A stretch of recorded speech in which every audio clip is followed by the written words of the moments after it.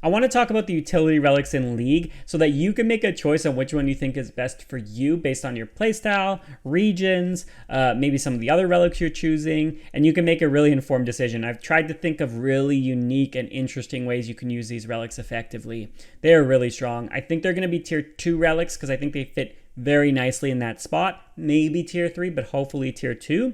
Let's get into the first one, Dodgy Deals. This is the Thieving Relic. Firstly, you're going to never fail a pickpocket or any thieving check, which is like chests on, stuff like that. You'll never fail, which is nice. But thieving, pickpocketing is the most prevalent. You will automatically re-pickpocket as well, which is incredible.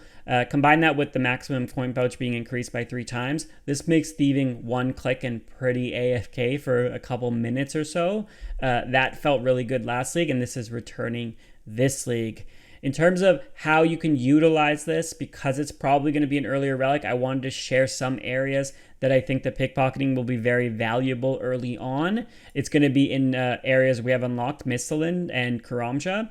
So in Misthalin, we are going to be doing guards. The reason why we want to do guards at level 40 is up here, pickpocketing an NPC will also pickpocket NPCs of similar style in an 11 by 11 square, granting you extra loot for each one. That is very, very good. So when you get level 40 thieving, which will not take long, if you go to the 3rd level of the Varrock Castle, there are about 9 guards closely grouped together.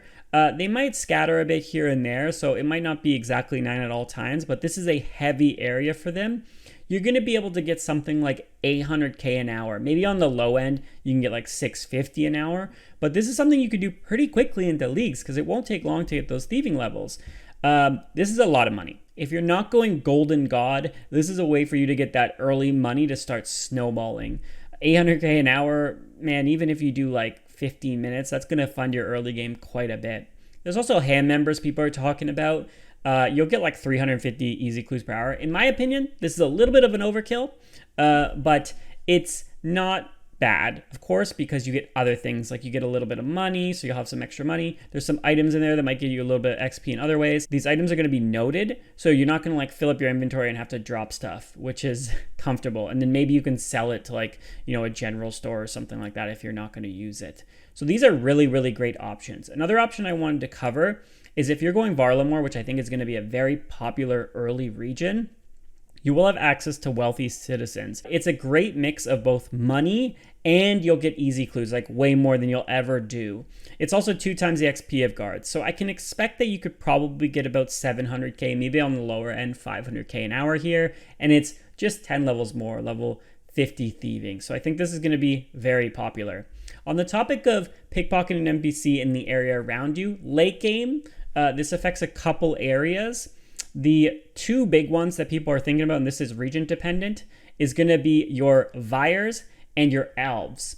So I found some areas that have clumps of Vyres, and based on this image, if these are all clumped, you get about 4 blood shards an hour, which is really good. If it's not this many clumped, you might get like 3 an hour, but that's still so much considering how long it's going to last, the blood shards. So if you do a couple hours of this, maybe like 3-4 hours, you'll have a ton of blood shards, and everything's going to be noted, tons of XP, so you're knocking out tasks as well, which is very good.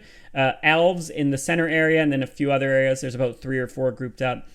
I did the math, it's about 15 crystal shards an hour, which is better than anything by far from what I can tell.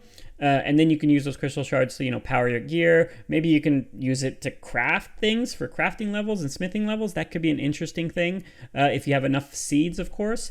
And then the big thing with both of these is if you get Asgardian and you get the outfit, this will double. So you get 8 shards an hour, 3,000 shards an hour if you're going Asgardia. So that's really comfy, of course. But even without it, it's very, very strong. With coin pouches being increased, you do have that limit of when you have to stop AFK, but there are some NPCs where that's not the case. The big one is our big boys in Moral Wreck, the Tazar. So if you're thieving these guys, along with the fact that everything is noted, you can thieve them infinitely, or at least until you get logged out, so like 25 minutes or so.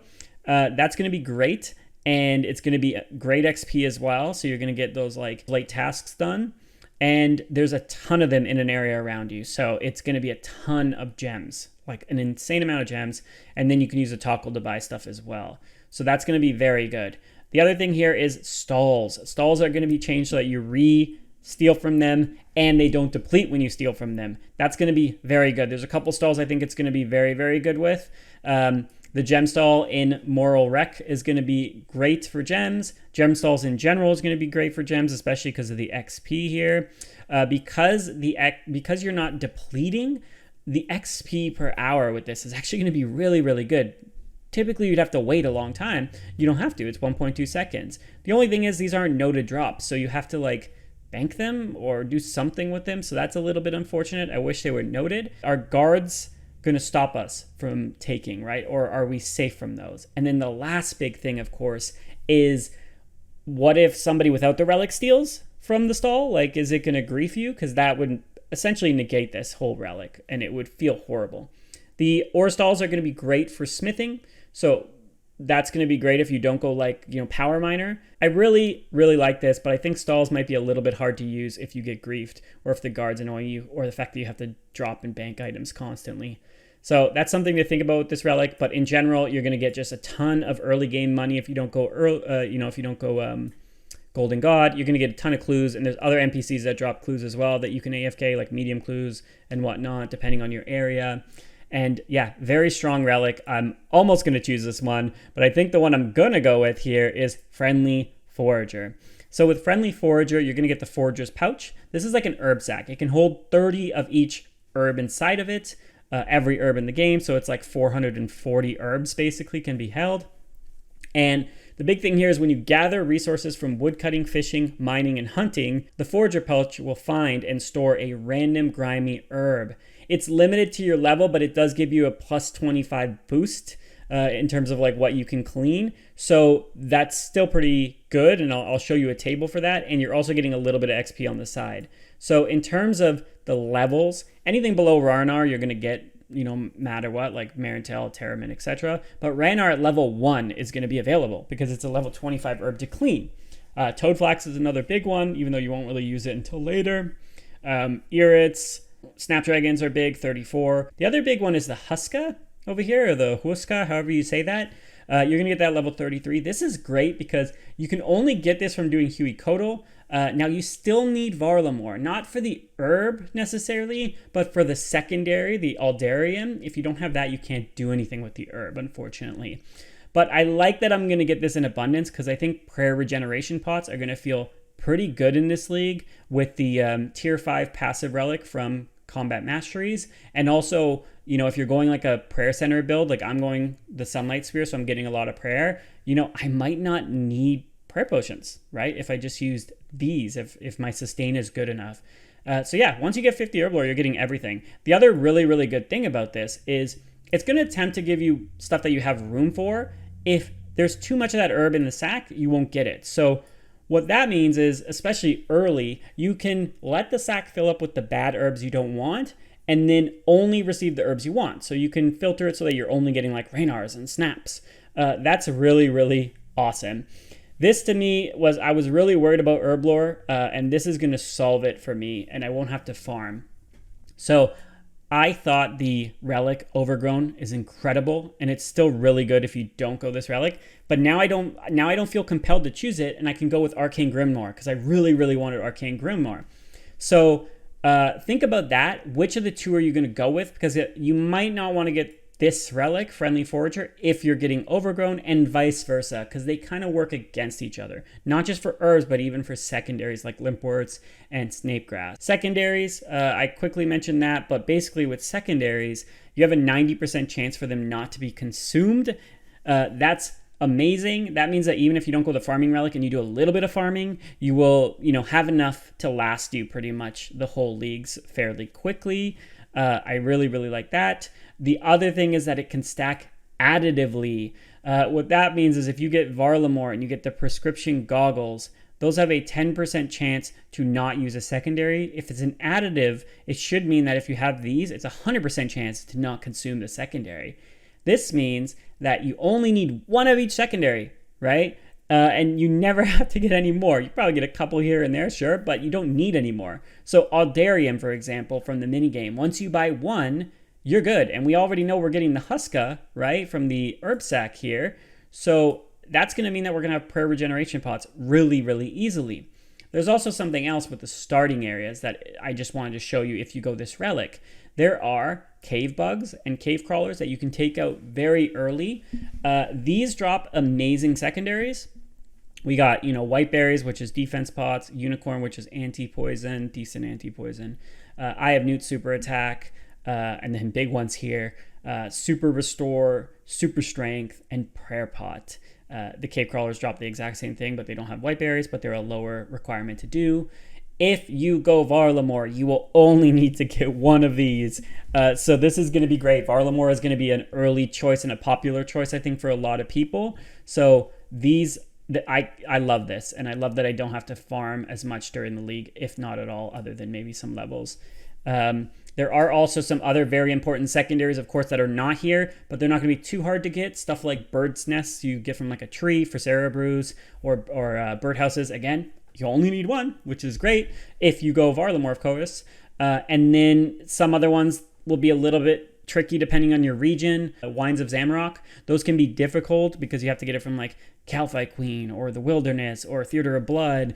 And you might be a little bit locked behind not having like a range pot for a while. So that's something to think about. And then the last thing here is you will create 4 doses instead of 3. That's 25% more doses. Great. That also means I don't have to waste time decanting, which I absolutely love.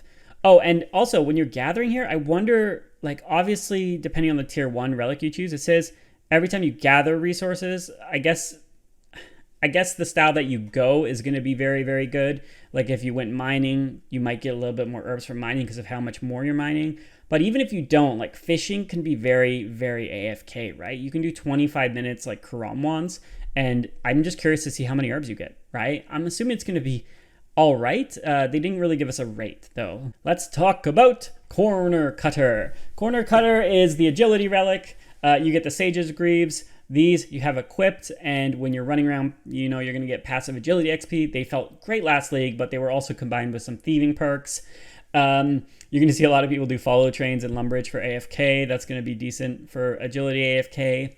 But that's what the Greaves do, and you will camp them for a while, definitely. A few other bonuses you're getting. Completing an agility course grants 2 completions and gives you 25% bonus XP. 25% bonus XP is decent.